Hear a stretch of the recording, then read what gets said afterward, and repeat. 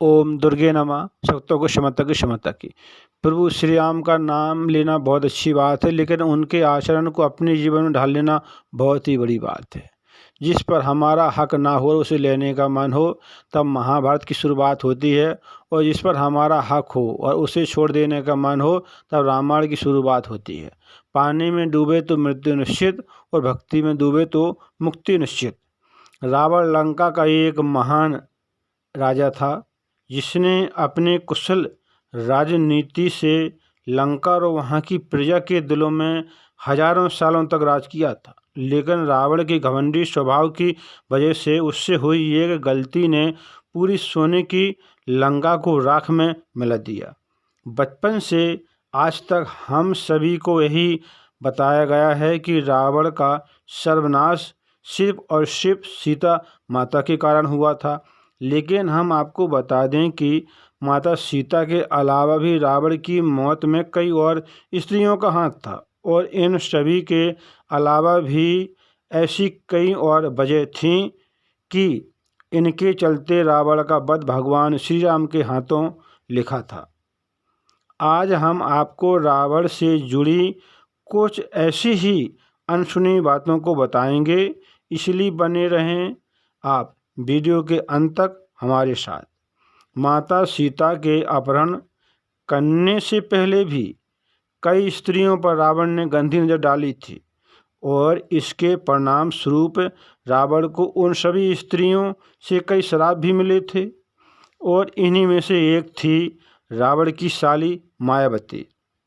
दरअसल में मंदोदरी की बड़ी बहन मायावती ने भी रावण की मौत में अहम भूमिका निभाई थी। ऐसा बताया जाता है कि रावण ने अपनी वासना के चलते मंदोदरी की बड़ी बहन मायावती को भी नहीं छोड़ा था। आपको बता दें कि मायावती के पति शंभर बैजंतपुरी के राजा थे। जब एक बार रावण राजा शंभर से मिलने के लिए उनके महल पहुंचा, तो रावण की नज़र मंदोदरी की बड़ी बहन मायावती पर पड़ी। मायावती की खूबसूरती को देखते ही रावण का दिल मचल उठा, और उसने कई बार मायावती को अपने जाल में फंसाने की कोशिश की थी। लेकिन जब राजा को यह बात पता चला, तो राजा शंभर ने रावण को अपने कारागार में बंदी बना लिया। इसी के दौरान शंभर के दुश्मन ने महल पर हमला कर दिया, जिससे राजा शंभर की जान चली गई। और इसके बाद जब मायावती सती होने लगी, तो रावण ने उससे विवाह का प्रस्ताव रखा, जिस पर क्रोधित होकर मायावती ने रावण को श्राप दिया था कि हे दुष्ट, तुमने अपनी वासना के कारण मेरे पतिव्रत धर्म को भंग किया है। तुम्हें एक दिन इसी वासना के कारण अपनी जान गंवानी पड़ेगी। इसके अलावा रावण की मौत में शामिल एक नाम वेदवती का भी आता है। कहा जाता है कि एक बार जब रावण अपने पुष्पक विमान से किसी विशेष काम से जा रहा था, तभी रावण ने जंगल में एक सुंदर स्त्री को देखा। इस स्त्री का नाम वेदवती था। पति को पाने के लिए वेदवती घोर तपस्या कर रही थी। वेदवती तपस्या में लीन थी। वासना से भरे हुए रावण ने जाकर वेदवती के बाल पकड़ लिए और उसके साथ जबरदस्ती करने लगा। तभी रावण के ऐसा करने पर वेदवती ने अपनी इज्जत को बचाने के लिए अग्नि समाधि ले ली थी, और रावण को ये श्राप दिया था, हे दुष्ट, भविष्य में एक स्त्री ही तेरे और तेरे वंश का सर्वनाश का कारण बनेगी। और ग्रंथों के अनुसार बताया जाता है कि वेदवती ने ही रावण के वध के लिए माता सीता के रूप में जन्म लिया था। रावण की मौत में शामिल माता सीता का नाम भला कैसे कोई भूल सकता है। जब रावण ने माता सीता का अपहरण किया, तब प्रभु श्री राम ने ही रावण को मारकर माता सीता को आज़ाद करवाया था। माता सीता न होती तो शायद रावण को आज कोई भी नहीं जानता। जब रावण ने साधु का वेश धरकर धोखे से माता सीता का अपहरण किया था तो वो माता सीता को जबरदस्ती लंका ले गया था, लेकिन रावण चाहकर भी माता सीता को अपने साथ लंका के महल में नहीं ले जा पाया था और माता सीता को लंका की अशोक वाटिका में रखा गया था। लेकिन रावण ने माता सीता को कभी भी हाथ तक नहीं लगाया था। ऐसा इसलिए क्योंकि नल कुबेर की पत्नी रंभा ने पहले ही रावण को श्राप दे दिया था कि हे दुष्ट, अगर तुम भविष्य में कभी भी किसी पराई स्त्री के साथ जबरदस्ती करने की कोशिश करेगा तो उसी समय तेरी जान चली जाएगी। उसी समय दुष्ट तुमको जान से हाथ धोना पड़ेगा। और इसी श्राप के कारण रावण ने कभी भी माता सीता को छुआ तक नहीं है। कहा तो यह भी जाता है कि रावण का घमंड ही उसका मौत का सबसे बड़ा कारण बना है। रावण की मौत की वजह शनिदेव की अहम भूमिका भी रही है। शनिदेव की बगदृष्टि से कोई भी बच नहीं सकता है। ऐसा कुछ रावण के साथ भी हुआ था। अगर आपने कभी भी रामायण देखी होगी तो हो सकता है कि आपने गौर किया होगा कि रावण के सिंहासन और रावण के पैरों के नीचे हमेशा एक काले रंग का एक आदमी लेटा रहता है। ये शख्स और कोई नहीं है बल्कि शनिदेव भगवान हैं। पौराणिक कथाओं के अनुसार ऐसा बताया गया है कि रावण बहुत ही बड़ा ज्योतिषी और विद्वान था और रावण ने अपने बेटे को अमर करने के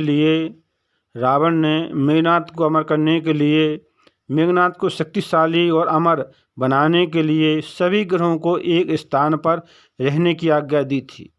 लेकिन शनिदेव ने रावण की ये बात मानने से इनकार कर दिया था। इसी वजह से मेघनाद अमर नहीं हो पाया था। जब शनिदेव ने रावण की बात नहीं मानी तो रावण शनिदेव को बंदी बनाकर लंका ले आया था और हमेशा शनिदेव का मुंह जमीन की तरफ करके उन्हें अपने पैरों के नीचे रखा रहा था।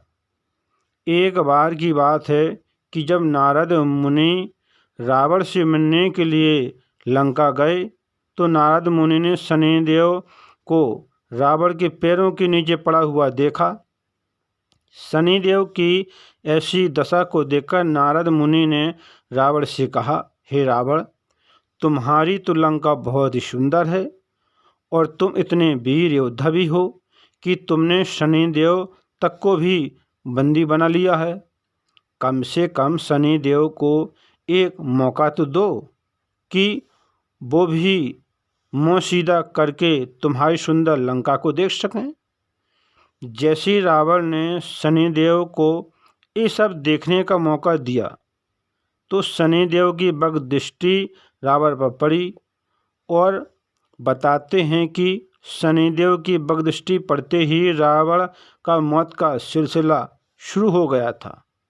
रावण की मौत के पीछे पिछले जन्म का एक रहस्य भी है, जिसकी वजह से सिर्फ और सिर्फ रावण की मौत भगवान श्री राम के हाथों लिखी थी। भगवान राम को अपना दुश्मन मानने वाला रावण पिछले जन्म में भगवान विष्णु का पहरेदार था। एक कथा के अनुसार एक बार की बात है कि जब सनत कुमार चारों ऋषि भगवान विष्णु से वैकुंठ धाम में मिलने के लिए गए तो उनको दो पहरेदार मिले। उनका नाम जय था। दोनों पहरेदारों ने चारों मुनियों को भगवान विष्णु से मिलने नहीं दिया, मना कर दिया। तब चारों मुनियों ने जय को श्राप दे दिया कि तुम अगले 3 जन्मों तक राक्षस कुल में जन्म लोगे। इस पर जय ने चारों मुनियों से माफ़ी मांगी। उन ऋषियों ने जय के माफ़ी मांगने पर माफ़ तो कर दिया और कहा कि अब दिया गया श्राप वापस तो नहीं लिया जा सकता है, लेकिन तुम्हारी मृत्यु भगवान विष्णु के हाथों होगी और तुम्हें मोक्ष की प्राप्ति होगी।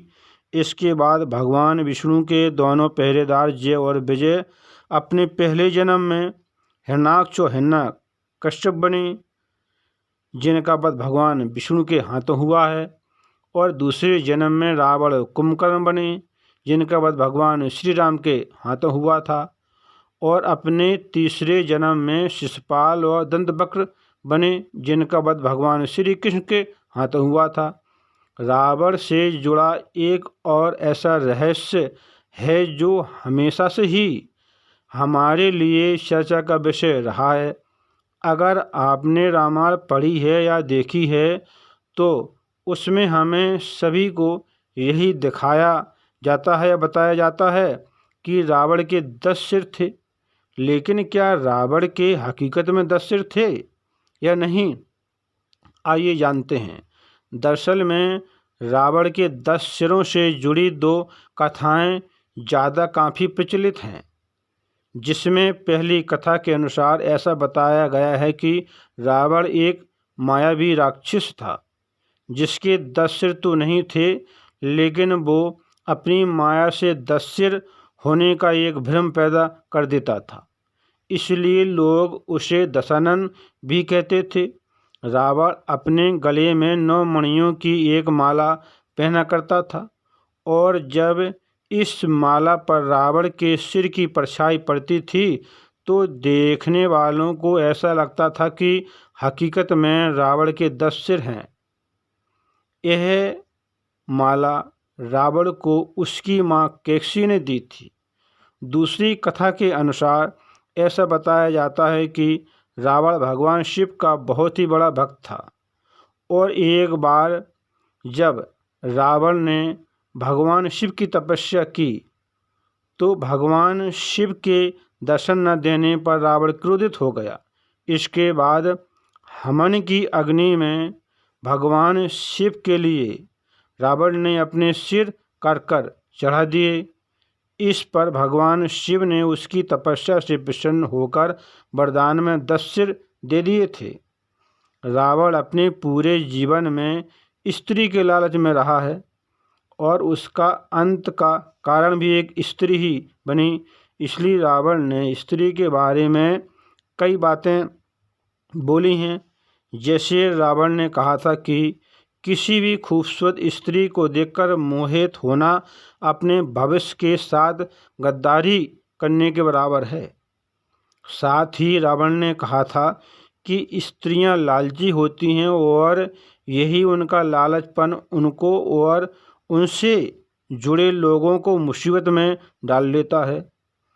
रावण ने कहा था कि स्त्रियां जल्दी ही दूसरे के बहकावे में आ जाती हैं, जिससे उन्हें परेशानी का सामना करना पड़ता है। रावण ने मरते समय कहा था कि स्त्रियां किसी भी बात को ज़्यादा दिन तक राज नहीं रख पाती हैं, इसलिए किसी भी महिला को आपकी कोई भी राज की बात पता चल जाए तो वो आपका विनाश कर सकती है।